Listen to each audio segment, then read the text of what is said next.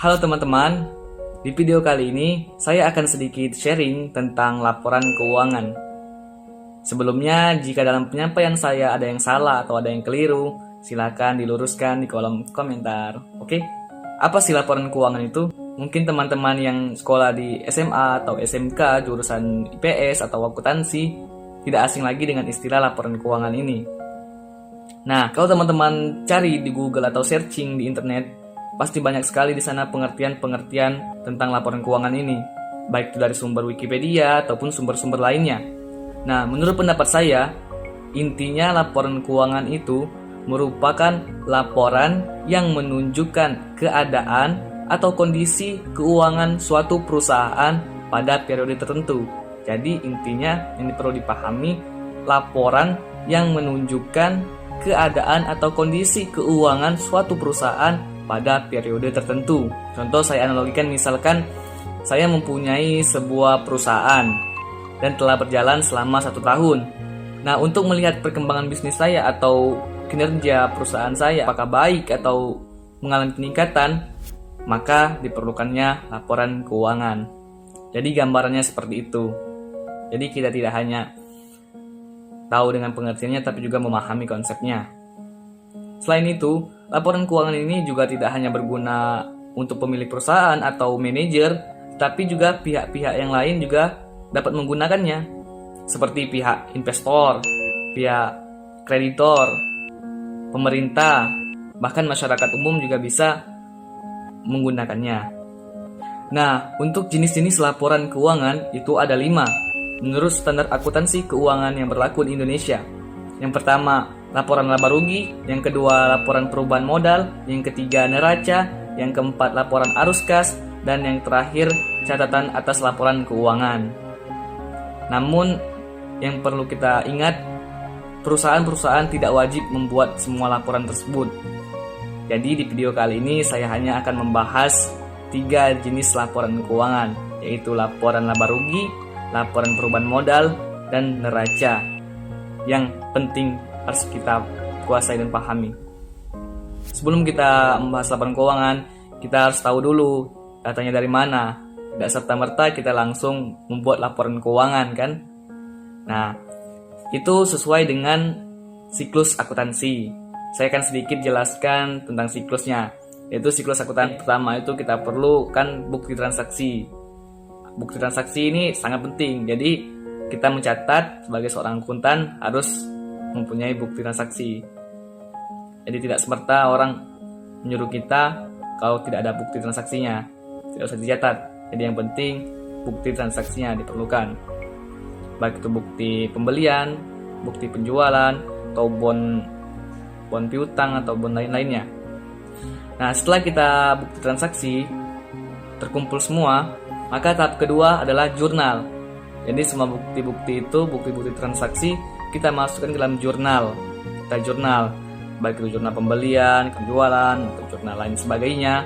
Nah, jika ada penyesuaian, maka diperlukan ayat jurnal penyesuaian di sini.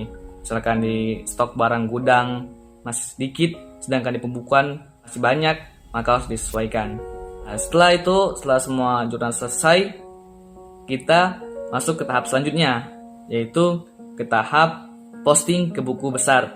Jadi akun kas, piutang, perlengkapan, peralatan semuanya kita posting ke buku besar. Kita jumlahkan saldo akhirnya berapa, saldo kas akhirnya berapa, saldo piutang akhirnya itu berapa.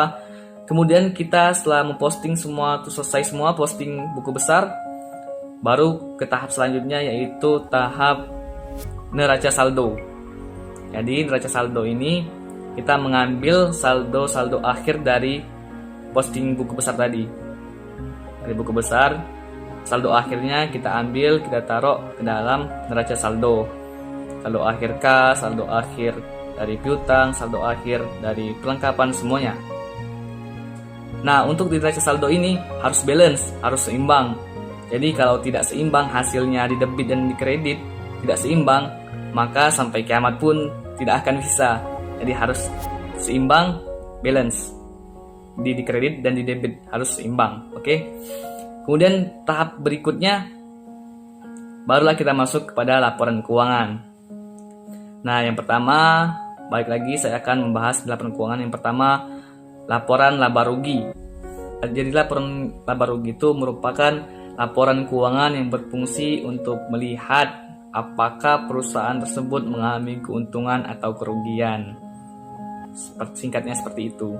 Nah, yang terpenting dalam laporan laba rugi, perubahan modal, neraca, itu kita harus hafal dan kuasai formatnya.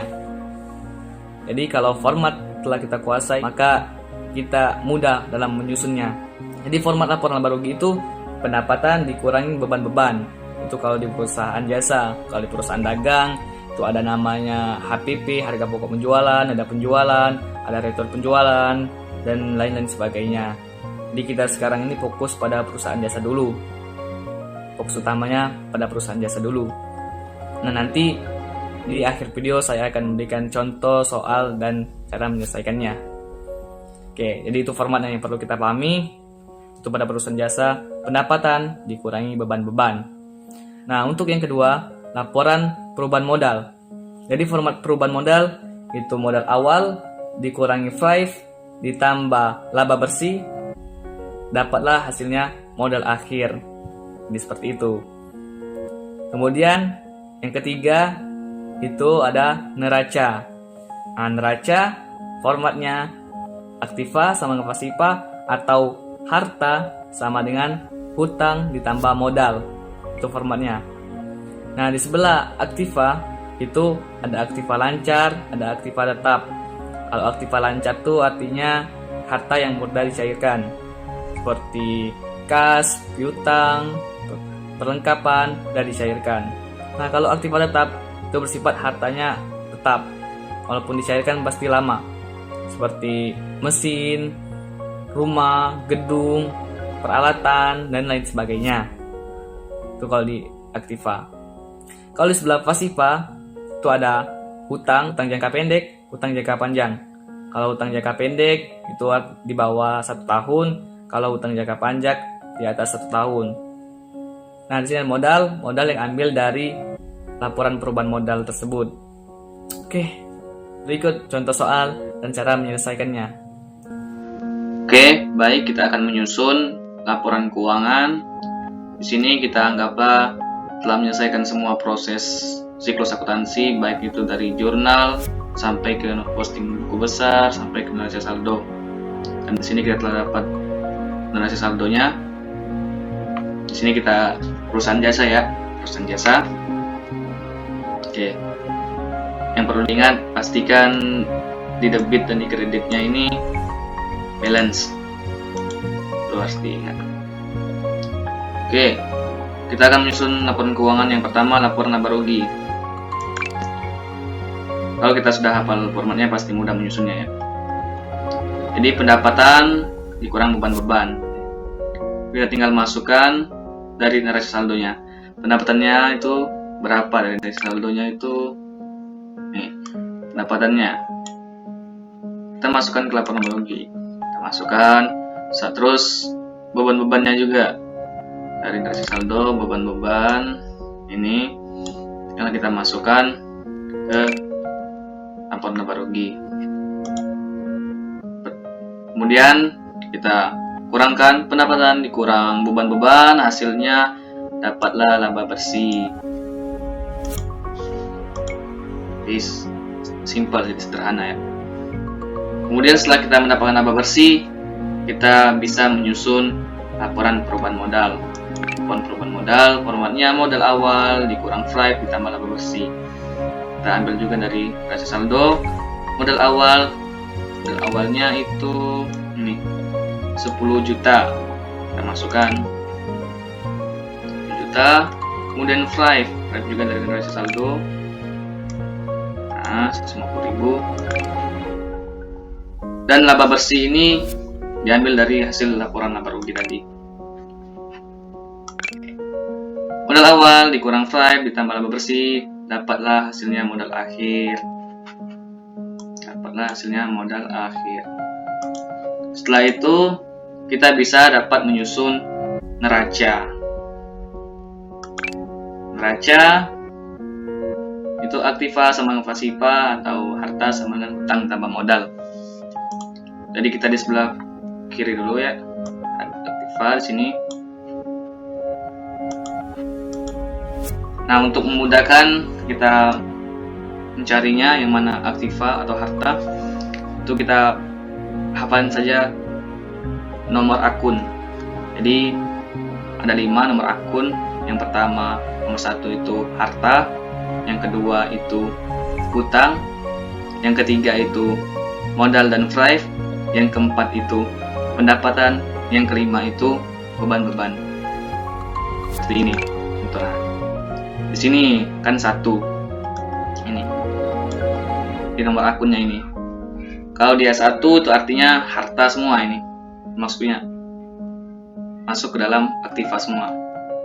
Ini 2 ini hutang, 3 ini modal dan drive, 4 pendapatan, 5 beban. Kayak itu. Jadi kita tidak bingung lagi ya. Oke. Tinggal kita membedakan yang mana aktiva lancar dan yang mana aktiva tetap. Kalau aktiva lancar itu bersifat cair, mudah dicairkan, dan biasanya di bawah 1 tahun. Kalau aktiva tetap berupa benda atau bangunan atau barang, dan biasanya bersifat jangka panjang di atas 1 tahun. Kita ambil dari neraca saldo ya. Kas tuh kita ambil berapa di sini ya. Kita masukkan semua yang nomor akun 1 ya. Kas, piutang, perlengkapan, asuransi bayar muka, sewa dibayar muka, peralatan, akumulasi, pengeluaran semuanya kita masukkan dalam neraca.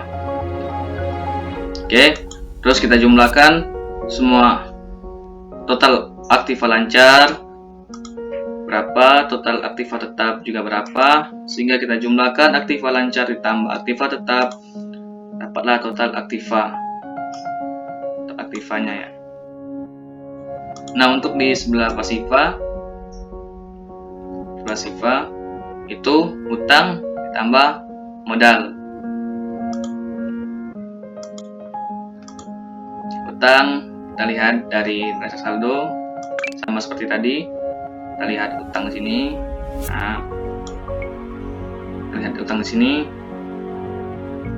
Pendapatan dari muka, hutang gaji, kita masukkan dalam sini. Nah, sebenarnya untuk di neraca ini sebenarnya bersifat fleksibel ya. Misalkan seperti sini ada piutang, ada tanah, ada bangunan, ada hutang usaha, hutang bank. Itu bisa dihilangkan. Namun di sini saya cuma menggambarkan atau memberikan contohnya. Jadi kalau tidak tulis juga tidak apa-apa, saya cuma hanya memberikan gambarannya. Oke, lanjut lagi. Setelah kita masukkan hutang-hutang, kita jumlahkan hutang lancar ditambah hutang jangka panjang kalau ada, terus ditambah dengan modal. Nah, modal ini kita dapat dari laporan perubahan modal. Kalau modal ini soalnya kan sudah ada perubahan. Nah, ini modal akhirnya, bukan dari neraca saldo ya, dari sini. Sehingga setelah dijumlahkan total hutang ditambah modal, hasilnya balance seimbang dengan aktiva. Nah, seimbang. Aktiva sama dengan pasiva, jadi seimbang. Oke. Ya, kurang lebih seperti itu. Jadi urutannya setelah kita membuat neraca saldo itu kita membuat laporan laba rugi. Setelah kita mendapatkan laba bersih, kita bisa menyusun laporan perubahan modal. Setelah kita menyusun laporan perubahan modal, dapat modal akhir, dapatlah kita membuat neraca. Ya, kurang lebih seperti itu ya. Oke, sekian video dari saya. Sebelumnya, jika video ini bermanfaat buat kalian semua, jangan lupa like, share, dan subscribe channel ini agar tidak ketinggalan video-video selanjutnya. Oke, bye.